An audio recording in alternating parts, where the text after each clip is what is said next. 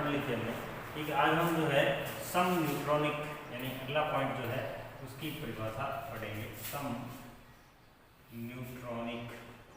ठीक है, यानी एक दो परिभाषाएं और है वो पढ़ लेते हैं, इसके बाद पढ़ेंगे। तो सम न्यूट्रॉनिक का मतलब क्या होता है, इसमें न्यूट्रॉनों की संख्या क्या हो, समान हो। ठीक है, तो ऐसे अणु परमाणु या आयन अणु परमाणु जिनके यानी ऐसे परमाणु या यौगिक जिनके अंदर जो है यानी ऐसे यौगिक जिनके अंदर अणुओं और जो है वो इलेक्ट्रॉनों की यानी परमाणु और इलेक्ट्रॉनों की संख्या क्या हो, समान हो। ठीक है, तो लिख सकते हैं कि ऐसे यौगिक जिनमें परमाणुओं इलेक्ट्रॉनों की नहीं न्यूट्रॉनों की, ऐसे यौगिक जिनमें या ऐसे परमाणु जिनमें परमाणु की बजाय क्या कहते हैं न्यूट्रॉनों की संख्या समान हो। ठीक है, न्यूट्रॉनों की संख्या समान हो तो क्या कहते हैं, सम न्यूट्रॉनिक। क्या होते हैं, सम न्यूट्रॉनिक। ठीक है, इसके बाद हम कर लेते हैं उदाहरण के लिए पोटेशियम 39, ये पोटेशियम का समस्थानिक है। 40 ये भी समस्थानिक होता है, और एक है जो है 20 कैल्शियम 40, ये कैल्शियम। ठीक है, इलेक्ट्रॉन प्रोटॉन न्यूट्रॉन। ठीक है, इलेक्ट्रॉन कितने हैं 19, प्रोटॉन कितने हैं 19, न्यूट्रॉन कितने हैं 20। ठीक है, तो इसमें इलेक्ट्रॉन प्रोटॉन और न्यूट्रॉन, इलेक्ट्रॉन कितने हैं 20, प्रोटॉन कितने हैं 20, न्यूट्रॉन कितने हैं 20। ठीक है, तो यहाँ देख लीजिए इनमें न्यूट्रॉनों की संख्या क्या समान है, इसलिए इनको क्या कहते हैं, सम न्यूट्रॉन। ठीक है, अगला हम देख लेते हैं जितना भी नंबर है इसका। ठीक है, मैं आज के हिसाब से नंबर लगा रहा हूँ। ठीक है, अगला है आइसोस्टर्स। इसकी बात हम कर रहे हैं कि ऐसे यौगिक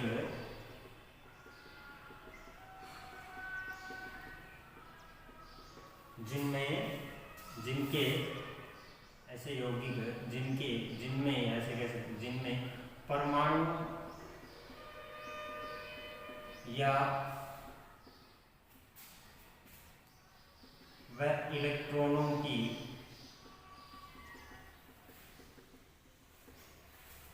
संख्या समान हो। ठीक है, यानी ऐसे यौगिक जिनमें परमाणु इलेक्ट्रॉनों की संख्या समान हो उनको क्या कहते हैं, आइसोस्टर्स कहते हैं। ठीक है, उदाहरण जो है वो देख लेते हैं, उदाहरण। ठीक है, एक देखिए CO2, एक देखिए N2। ठीक है, यहां लिख लीजिए परमाणुओं की संख्या।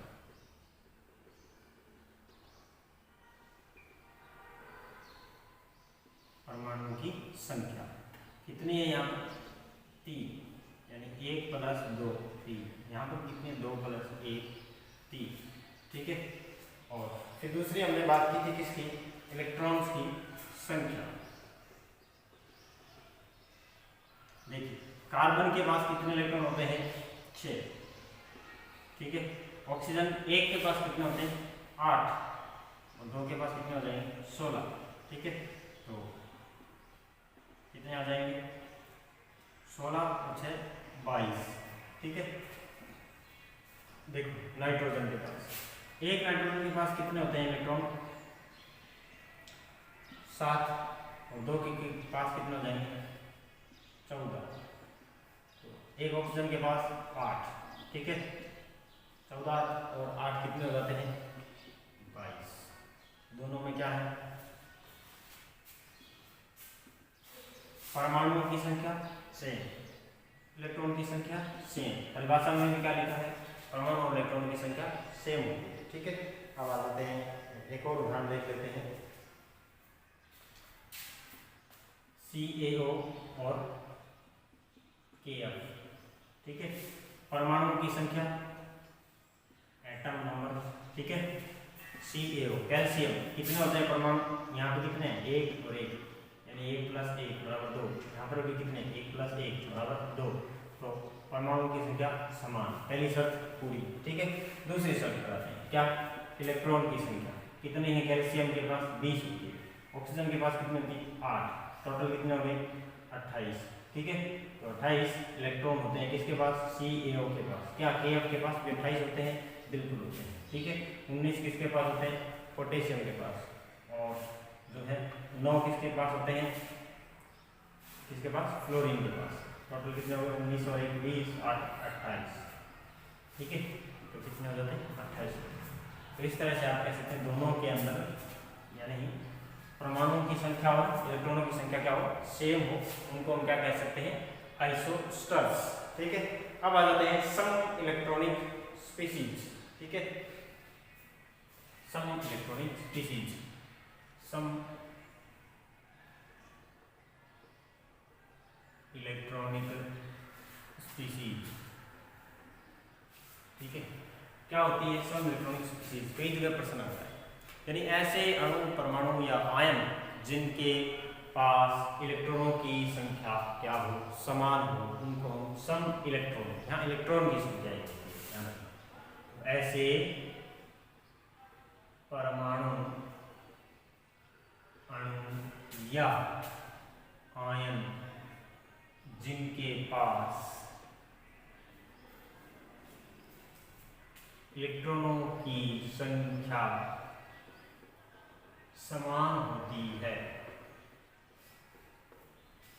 ठीक है, जिनके पास इलेक्ट्रॉनों की संख्या क्या होती है?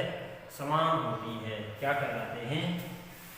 सम इलेक्ट्रॉनिक स्पीशीज। ठीक है, उदाहरण के लिए कैल्शियम क्या? क्लोरीन माइनस और ऑर्गन।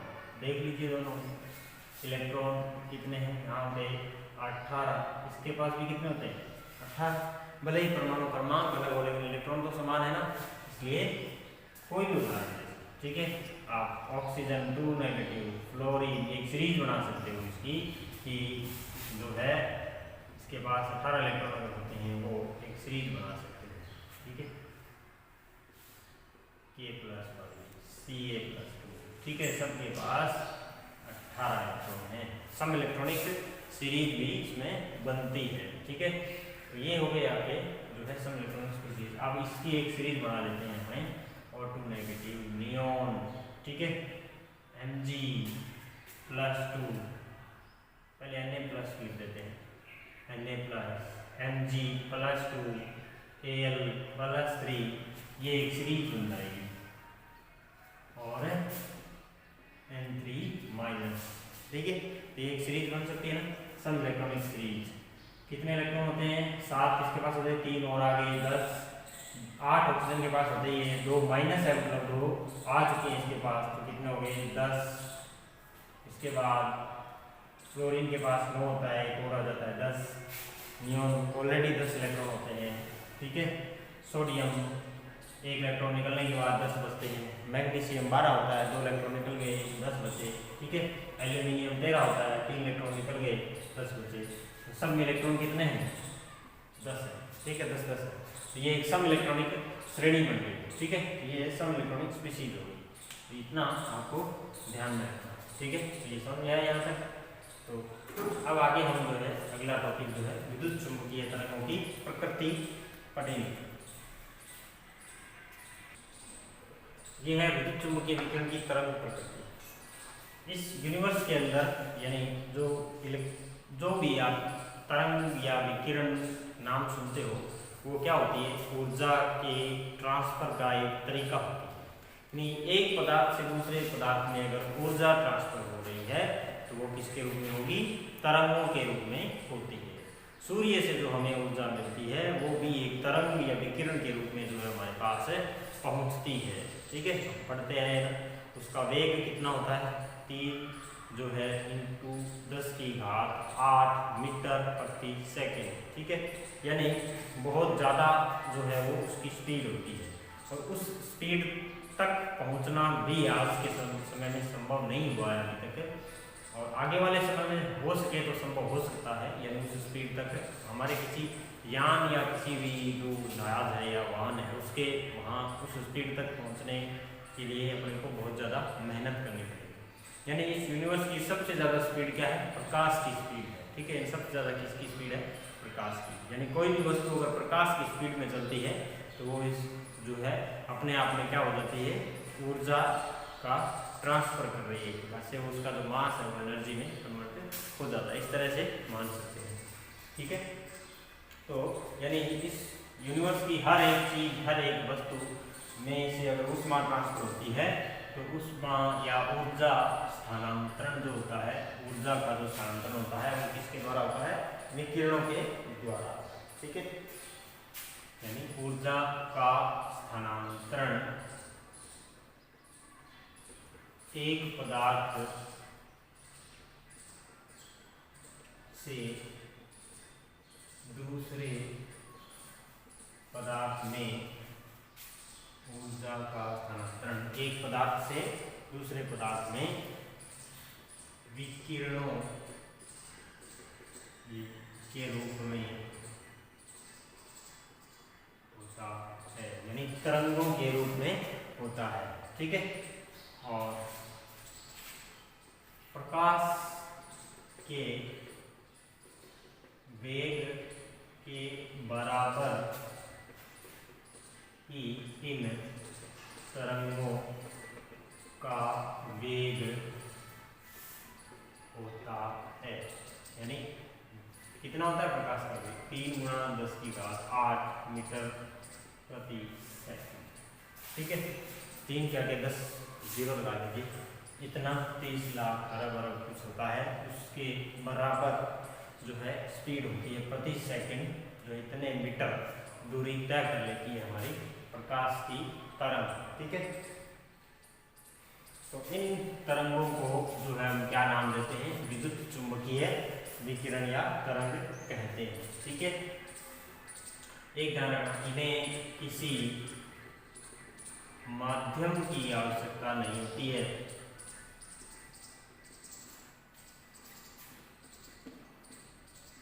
ये कहाँ से गमन कर सकती है? निर्वात में भी गमन कर सकती है। ठीक है, निर्वात मतलब जहाँ कुछ भी नहीं हो वहां पर भी ये क्या कर सकती है? गमन कर सकती है। ठीक है,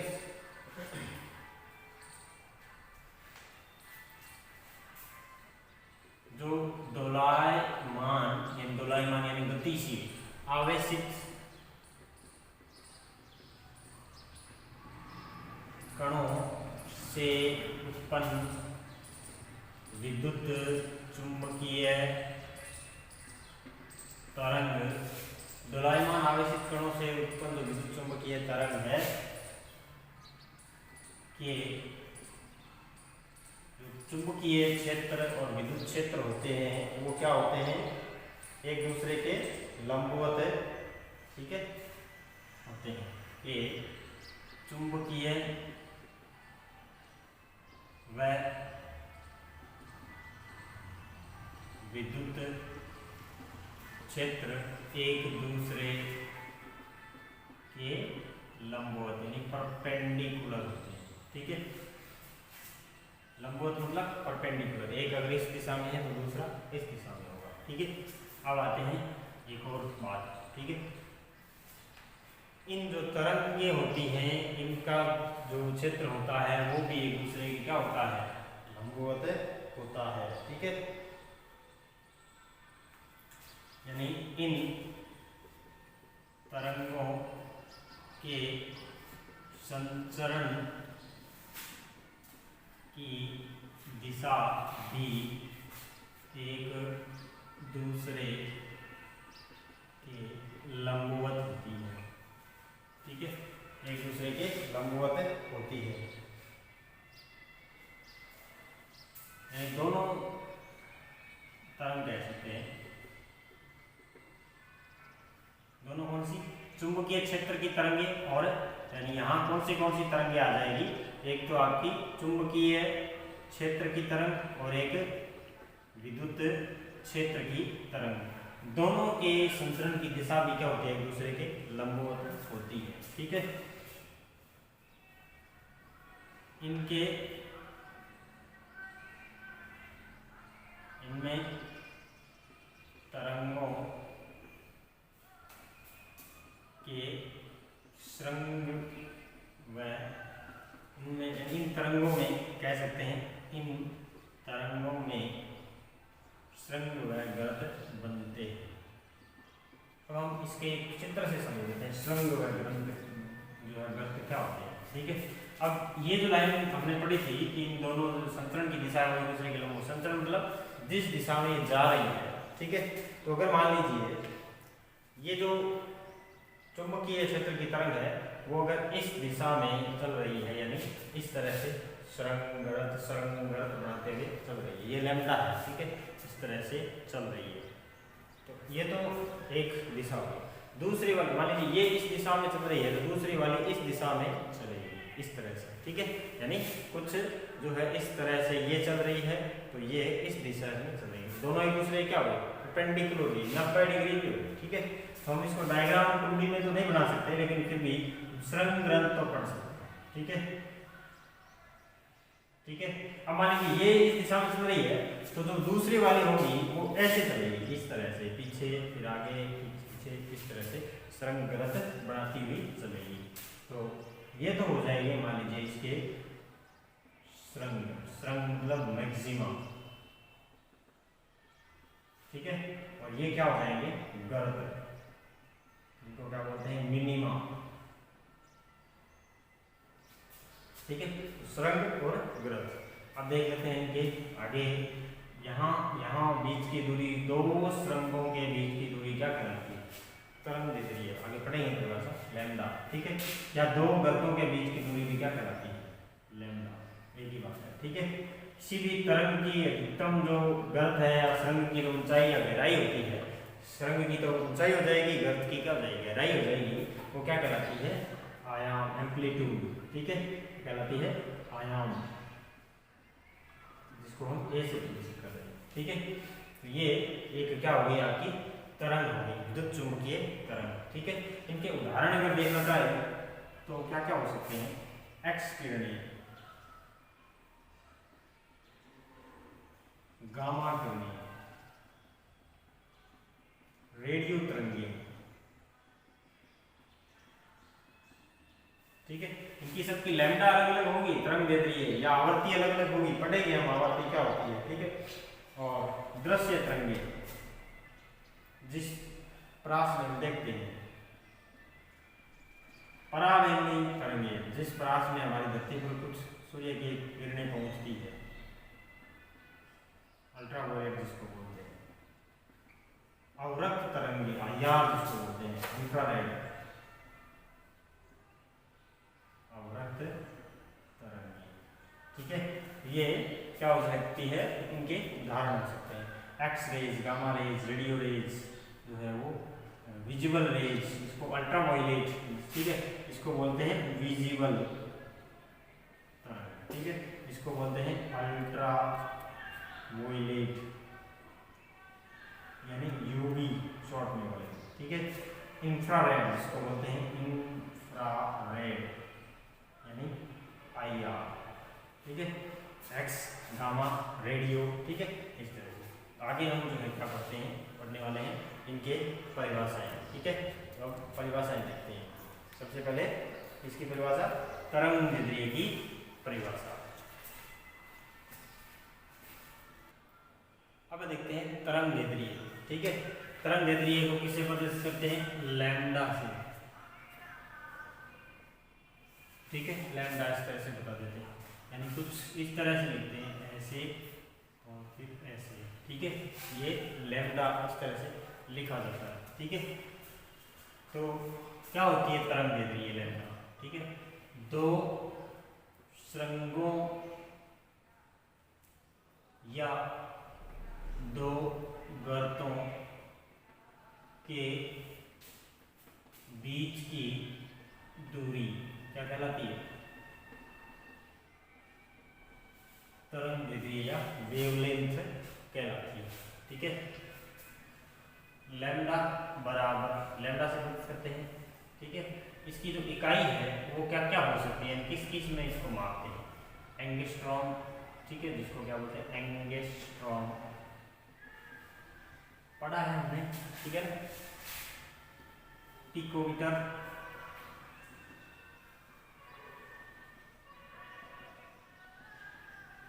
ठीक है,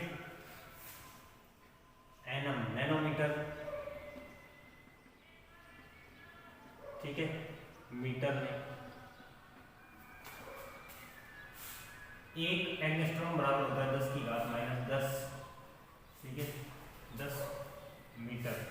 एक पिकोमीटर बराबर आपने पढ़ा था 10 की घात माइनस 12 मीटर, ठीक है। एक नैनोमीटर बराबर कितना होता है 10 की घात माइनस 9 मीटर। एक नैनोमीटर बराबर 10 की घात माइनस 9 मीटर, ठीक है। कई बार सेंटीमीटर में भी पढ़ लेते हैं, तो 1 सेंटीमीटर बराबर कितना होता है 10 की घात माइनस 2 मीटर। इस तरह से ये वेवलेंथ हो गई, लैम्डा हो गई, ठीक है। अब दूसरा पॉइंट क्या है आपका, आवर्ती, जिसको किससे बदल सकते हैं, न्यू से, क्या, न्यू, ठीक है। इस तरह से लिखा जाता है। क्या होती है आवर्ती, किसी एक बिंदु से 1 सेकंड में गुजरने वाली तरंगों की संख्या क्या कहलाती है, उस तरंग की आवर्ती, ठीक है। यानी 1 सेकंड में जितनी ज्यादा तरंग गुजरेगी वो उसकी क्या कहलाएगी, आवर्ती कहलाएगी। यानी एक बिंदु से, मान लीजिए आप किसी बस स्टैंड से घूम रहे हैं, ठीक है, आप गांव में घूम रहे हो, बस ट्रेन से आप 10 बार निकलते हो तो आपकी आवर्ती क्या है, 10 बार, ठीक है। वो एक निश्चित समय में निकलते हो, ठीक है, तो आपकी आवर्ती हो जाएगी। निश्चित समय में कोई तरंग एक बिंदु से गुजरती है, ठीक है, यानी हम निश्चित समय क्या मान रहे हैं, 1 सेकंड में कोई तरंग किसी एक बिंदु से जितनी बार गुजरती है वो आपका क्या कहलाती है, आवर्ती कहलाती है, ठीक है। तो किसी या 1 सेकंड, सीधा लिख लेते हैं, 1 सेकंड में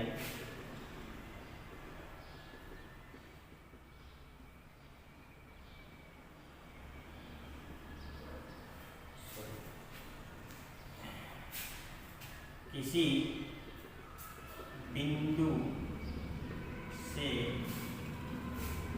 1 सेकंड में गुजरने वाली तरंगों की संख्या आवर्ती कहलाती है। आवर्ती का मात्रक होता है हर्ट्ज, जिसको Hz से प्रदर्शित करते हैं, ठीक है, हर्ट्ज। और क्या बता सकते हैं, हर्ट्ज का मतलब क्या होता है, प्रति सेकंड, क्या होता है, प्रति सेकंड लिखा है हमने, 1 सेकंड, ठीक है, तो पर सेकंड हो गया, प्रति सेकंड। हर्ट्ज का मात्रक जो है वो प्रति सेकंड बराबर है किसके, प्रति सेकंड, ठीक है। तो इसको किससे प्रदर्शित करते हैं, न्यू से। न्यू बराबर क्या होता है, c बट्टे में लैम्डा। c यहाँ पर क्या है, प्रकाश का वेग, कितना होता है प्रकाश का वेग, 3 गुना 10 की घात 8 मीटर प्रति सेकंड, ठीक है, 3 गुना 10 की घात 8 मीटर प्रति सेकंड। न्यू बराबर क्या होता है, c बट्टे में लैम्डा, ठीक है। ये भी सूत्र आपको याद रखना, ठीक है, न्यू बराबर c बट्टे में लैम्डा। अब आते हैं इसके ऊपर अगली परिभाषा के ऊपर, क्या, तरंग संख्या। तरंग संख्या, ठीक है, क्या होती है तरंग संख्या, किसको कहते हैं आप, कि एक इकाई क्षेत्रफल में जो है कितनी तरंग दैर्ध्य जो है उसमें समा सकती है। पहली बात तो ये क्या होता है, तरंग दैर्ध्य का व्युत्क्रम होता है।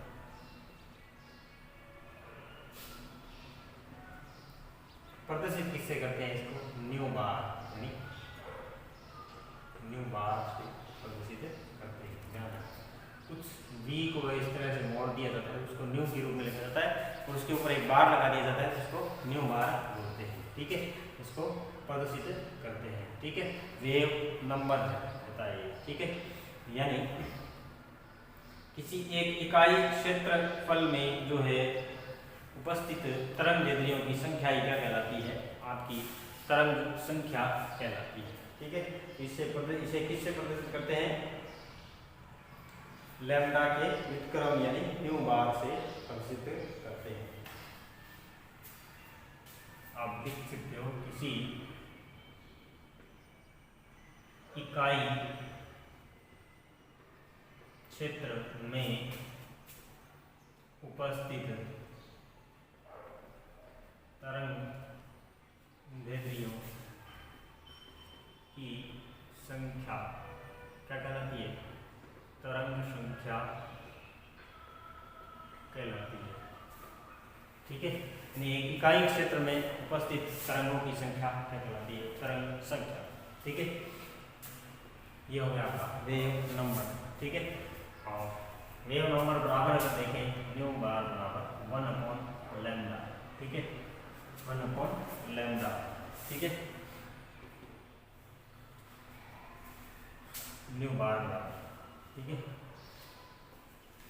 या फिर यहाँ से आप लैम्डा का मान अगर निकाल दोगे तो C/, क्या हो जाएगा, न्यू हो जाएगा। ठीक है, तो कुछ मान रखना चाहो तो ठीक है, कोई बात वैसे कोई दिक्कत नहीं है। मात्रा क्या हो जाएगी आपकी इसके, सेंटीमीटर इनवर्स, मीटर इनवर्स, इस तरह से, या फिर इनके भी इनवर्स हो सकते हैं, एंगस्ट्रॉम इनवर्स। ठीक है, इस तरह से हो सकते हैं। ठीक है, तो ये तो हो गया आपका जो है क्या, तरंग संख्या। एक छोटा सा टॉपिक और होता है इसमें परिभाषा, आयाम। ठीक है, एम्पलीट्यूड, इसको ए से प्रदर्शित करते हैं। ठीक है, हमने पढ़ लिया था किसी सुरंग या गर्त की ऊंचाई या गहराई, यानी सुरंग की ऊंचाई या गर्त की एक ही बात है, क्योंकि दोनों बराबर होते हैं। गहराई क्या कहलाती है, आयाम। ठीक है, समझाइए यहाँ तक। आते हैं अगले टॉपिक के ऊपर। ठीक है, ये आयाम, तरंग संख्या, तरंग दैर्ध्य और आवर्ती, चारों को अच्छे से पढ़ लेना। परिभाषाएं या सूत्र काम आते हैं। अब हम ये सवाल देखते हैं, ऑल इंडिया के विविध भारतीय स्टेशन 1368 किलो हर्ट्ज आवर्ती, किलो हर्ट्ज किलो का मतलब 10⁻³ पर प्रसारण हो रहा है, तो ट्रांसमीटर द्वारा उत्सर्जित विद्युत चुंबकीय तरंगों की तरंग दैर्ध्य ज्ञात कीजिए। ठीक है, तो कैसे ज्ञात करनी है, प्रकाश का वेग क्या होगा, c जरूरत पड़ेगी 3×10⁸ मीटर प्रति सेकेंड। ठीक है, इसमें ले लीजिए, अगर सेंटीमीटर में लेते तो 10 सेंटीमीटर प्रति सेकेंड करेंगे। ठीक है, ये तो हो गया c। ठीक है, इसके बाद आपको फॉर्मूला लिखना है, ज्ञात क्या करनी है, आवर्ती। आवर्ती मतलब क्या, न्यू, न्यू बराबर C/लैम्डा। ठीक है, लैम्डा दी हुई है क्या, ठीक है, सॉरी आवर्ती दी हुई है, तरंग दैर्ध्य क्या करनी है। ठीक है, यानी लैम्डा बराबर क्या हो जाएगा, C/न्यू। ठीक है, आपको क्या दिया हुआ है, आवर्ती दी है, लेकिन आवर्ती किलो हर्ट्ज में दी हुई है, 1368 किलो हर्ट्ज। इसको चेंज कर दीजिए, 1368 × 10⁻³ हर्ट्ज हो जाएगा। ठीक है, इस तरह से लिख देंगे। ठीक है, यानी किलो हर्ट्ज को छोटी मात्रा में बदलने के हिसाब से क्या कर दिया, गुणा कर दिया। ठीक है, किलो का मतलब 10⁻³ होता है, 1000 होता है।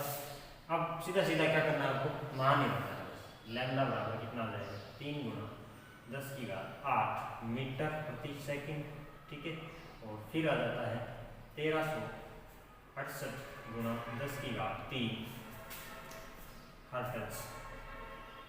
ठीक है, तो आपका जो है वो मान क्या आ जाएगा, हर्ट्ज का मतलब क्या है, यानी ऐसा भी लिख सकते हो 1300 या 1368 × 10⁻³ प्रति सेकेंड। ठीक है, तो मैं यहाँ प्रति सेकेंड भी लिख देता हूँ। ठीक है, तो प्रति सेकेंड से ये जो है कट जाएगी। ठीक है, ये ऊपर जाके प्लस का होगा, प्लस और माइनस कैंसिल हो जाएंगे। ठीक है, तो बचेगा मीटर, तो आपका आंसर जो है वो 219.3 मीटर आएगा। ये क्या मीटर में क्या है, तरंग दैर्ध्य। तो आपकी लैम्डा कितनी है, 219.3 मीटर।